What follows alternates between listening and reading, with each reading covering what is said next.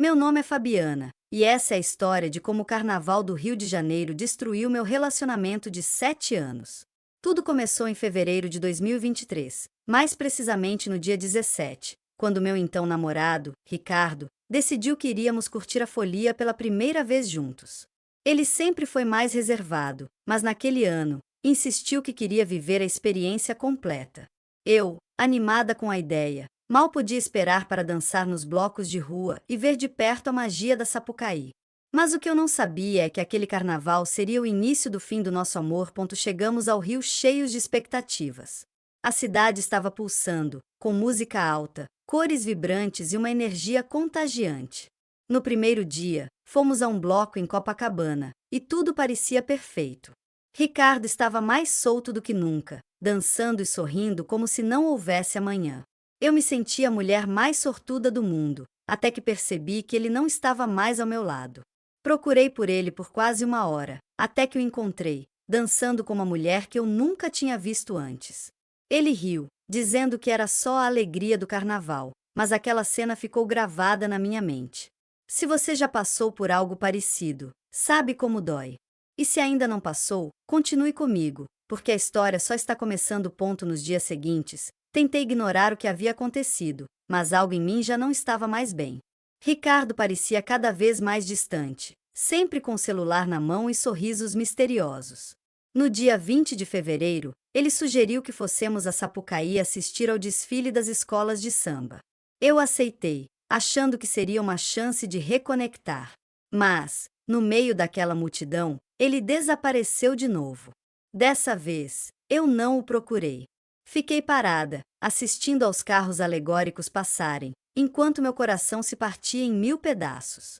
Foi então que recebi uma mensagem de uma amiga, com uma foto que mudaria tudo. A foto mostrava Ricardo abraçado a outra mulher, em um camarote privativo. Ele estava sorrindo, com um olhar que eu não via há meses. Minhas mãos tremiam enquanto eu tentava entender o que estava acontecendo. Como ele podia fazer isso comigo? Depois de 7 anos juntos, era assim que tudo ia acabar? Decidi confrontá-lo naquela mesma noite, mas quando cheguei ao hotel, ele não estava lá. Esperei até o amanhecer, e quando ele finalmente apareceu, seu cheiro e suas desculpas esfarrapadas só confirmaram o que eu já sabia. Ele havia me traído. E o pior, ele nem parecia arrependido. Na manhã seguinte, peguei minhas coisas e voltei para casa sozinha. Ricardo tentou me ligar, mas eu não atendia. Ele mandou mensagens, mas eu não respondia. Eu estava destruída, mas também determinada a não deixar que ele saísse impune. Foi então que comecei a planejar minha vingança. Eu não queria apenas machucá-lo, eu queria que ele sentisse a mesma dor que eu estava sentindo. E, acredite, o que eu fiz mudou tudo. Quando voltei para casa sozinha, depois do carnaval, senti que uma parte de mim havia ficado no Rio. Ricardo tentou me ligar várias vezes, mas eu não tinha mais forças para ouvir suas desculpas. As mensagens dele eram sempre as mesmas. Fabiana, eu sei que errei, mas foi só uma bobagem do carnaval. Só uma bobagem? 7 anos de relacionamento reduzidos a uma bobagem. Eu não conseguia engolir aquilo. Foi então que decidi que ele não sairia impune. Eu não queria apenas me afastar, eu queria que ele sentisse a dor que eu estava sentindo. Comecei a planejar minha vingança com cuidado. Sabia que Ricardo tinha um ponto fraco, seu orgulho. Ele sempre se gabava de ser um homem de sucesso, de ter uma carreira sólida e uma reputação impecável. Foi aí que tive a ideia. Eu conhecia todos os segredos dele, todos os detalhes que ele preferia manter escondidos. E eu sabia exatamente como usar isso contra ele. Mas, para isso, eu precisava de tempo e paciência. E, acima de tudo, precisava me manter firme, mesmo quando o coração parecia querer me trair. Enquanto isso, Ricardo continuava tentando entrar em contato. Ele mandava flores, cartas, mensagens. Mas eu ignorava tudo. Eu sabia que ele estava desesperado, não porque me amava, mas porque não suportava a ideia de perder o controle. Ele sempre foi assim, sempre precisou estar no comando. E agora, pela primeira vez, ele estava perdendo. Eu podia sentir o poder mudando de mãos, e isso me dava uma sensação estranha de satisfação. Mas eu sabia que ainda não era o suficiente. Um mês após o carnaval, recebi uma ligação de uma amiga em comum. Ela me contou que Ricardo estava espalhando mentiras sobre mim, dizendo que eu era instável e que havia terminado o relacionamento sem motivo. Aquilo foi a gota d'água. Eu sabia que era a hora de agir. Comecei a reunir provas de tudo que ele havia feito. Fotos, mensagens, até gravações de conversas que eu havia guardado sem ele saber. Eu não queria apenas expô-lo, eu queria destruí-lo. E eu sabia exatamente como fazer isso. No dia em que tudo aconteceu, eu estava calma, mas determinada. Marquei um encontro com Ricardo em um café movimentado, onde eu sabia que ele não faria uma cena. Quando ele chegou, parecia confiante, como se achasse que eu estava pronta para perdoá-lo. Mas ele não estava preparado para o que eu tinha a dizer. Coloquei todas as provas na mesa, uma por uma, e vi o rosto dele se transformar. Ele tentou se explicar, mas eu não dei espaço. Você me traiu, Ricardo, eu disse, minha voz firme. E agora você vai pagar por isso. Ele tentou argumentar, mas eu já havia enviado cópias de tudo para sua família, seus amigos e seu chefe. Ele não tinha mais para onde correr. O silêncio que se seguiu foi pesado. Ricardo olhou para as provas na mesa, suas mãos tremendo levemente. Ele tentou falar, mas as palavras não saíram. Eu podia ver o medo nos olhos dele, aquele mesmo olhar que ele tinha quando sabia que havia feito algo errado, mas não queria admitir.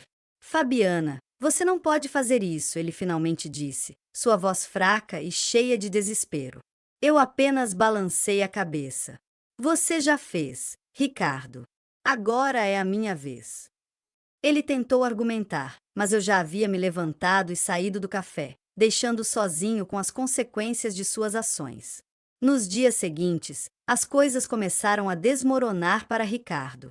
Seu chefe o chamou para uma reunião e, pouco depois, ele foi demitido. Sua família, que sempre o viu como o filho perfeito, ficou chocada com as revelações e começou a se distanciar.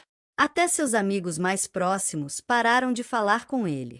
Eu acompanhava tudo de longe, sem interferir diretamente, mas sabendo que cada pedaço da vida dele estava se desintegrando. Era exatamente o que eu queria, que ele sentisse a mesma dor que eu senti quando descobri a traição. Mas, apesar de tudo, eu não me sentia completa. A vingança trouxe um alívio momentâneo, mas também uma sensação de vazio. Eu me perguntava se tudo aquilo valerá a pena, se eu não havia me tornado tão ruim quanto ele. Foi então que recebi uma ligação inesperada. Era Ricardo. Ele parecia diferente, sua voz estava cansada e cheia de arrependimento. Fabiana, eu sei que não mereço seu perdão, ele disse, mas eu queria que você soubesse que eu mudei. Eu perdi tudo, e agora eu entendo o que eu fiz com você. Eu fiquei em silêncio, sem saber o que dizer. Ele continuou, eu só queria que você soubesse que eu sinto muito. Aquela ligação mexeu comigo de uma maneira que eu não esperava. Eu não queria perdoá-lo, mas também não queria carregar tanto ódio para o resto da vida. Decidi que era hora de seguir em frente, não por ele, mas por mim.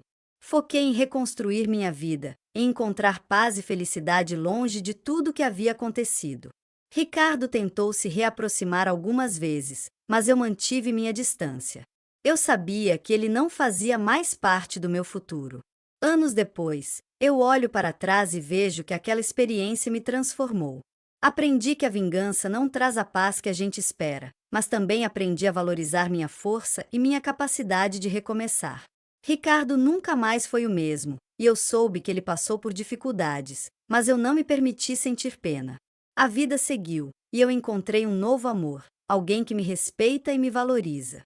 E, de certa forma, agradeço por tudo que aconteceu, porque me tornou a mulher que sou hoje. O novo amor que encontrei veio quando eu menos esperava. Ele se chama Daniel, e foi em um momento em que eu já não acreditava que poderia confiar em alguém novamente. Daniel era diferente de Ricardo em todos os sentidos. Ele não tinha medo de demonstrar seus sentimentos, de ser vulnerável, e isso me fez sentir segura de uma maneira que eu nunca havia experimentado antes.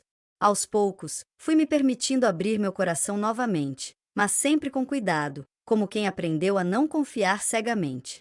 Enquanto isso, Ricardo continuava tentando se reerguer. Soube através de amigos em comum que ele havia mudado de cidade, tentando recomeçar longe de tudo que o lembrava do passado. Ele nunca mais tentou entrar em contato comigo, e eu preferi assim. Eu não queria reviver aquela dor, nem reabrir feridas que já estavam cicatrizando. Mas, de vez em quando, eu me pegava pensando nele, não com raiva ou tristeza, mas com uma espécie de pena. Ele havia perdido tudo, e eu sabia que, no fundo, ele carregava o peso das próprias escolhas. Um dia, enquanto eu e Daniel estávamos organizando uma viagem, recebi uma notícia que me deixou em choque. Ricardo havia sofrido um acidente de carro e estava em estado grave. Apesar de tudo o que havia acontecido entre nós, eu não conseguia ignorar aquilo. Decidi ir até o hospital, não como uma ex-namorada, mas como alguém que já havia compartilhado uma parte importante da vida com ele. Quando cheguei lá, ele estava inconsciente, cercado por máquinas e tubos.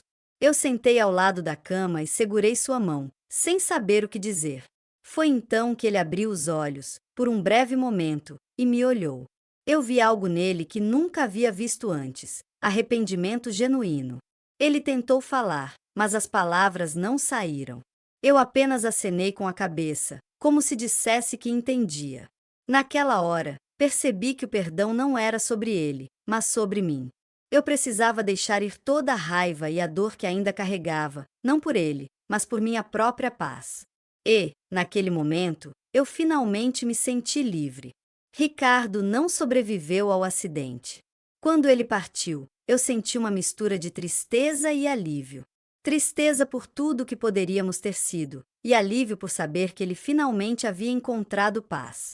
No funeral, eu me mantive discreta, observando de longe enquanto as pessoas que ainda o amavam se despediam.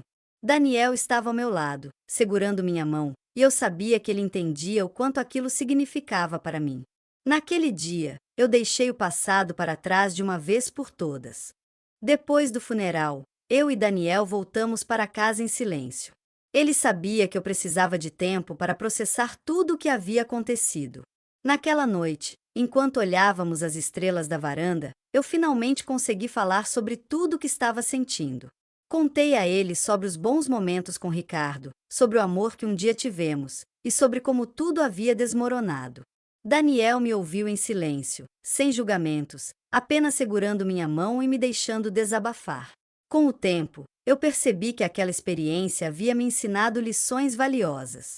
Aprendi que o perdão não é sobre esquecer, mas sobre seguir em frente. Aprendi que a vingança pode trazer um alívio momentâneo, mas é o amor e a compaixão que curam de verdade. E, acima de tudo, aprendi que eu era mais forte do que imaginava. Eu havia sobrevivido à dor, à traição e à perda, e ainda assim encontrei um caminho para a felicidade. Daniel se tornou meu porto seguro, alguém com quem eu podia ser eu mesma, sem medo de ser julgada ou traída.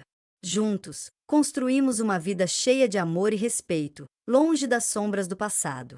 E, de certa forma, eu agradecia por tudo que havia acontecido, porque me levou até ele. Ricardo sempre faria parte da minha história, mas ele não era mais o protagonista. Eu havia tomado as rédeas da minha vida, e isso era o que importava. Anos depois, eu olho para trás e vejo como tudo se encaixou. A dor que senti me tornou mais humana, mais compreensiva e mais grata pelo amor que tenho hoje. Eu não guardo rancor de Ricardo, mas também não o idealizo. Ele foi um capítulo importante da minha vida, mas não o final. E, de certa forma, eu espero que ele tenha encontrado a paz que tanto procurava, onde quer que ele esteja. Agora, quando vejo as luzes do carnaval, não sinto mais dor ou raiva. Sinto apenas gratidão por tudo que vivi e por tudo que ainda está por vir. A vida é feita de altos e baixos, e eu aprendi a dançar mesmo quando a música parece triste. Porque, no final, é isso que fazemos. Seguimos em frente, carregando o passado conosco, mas nunca deixando que ele nos defina. E é assim que eu escolho viver, com amor, com perdão e, acima de tudo, com esperança.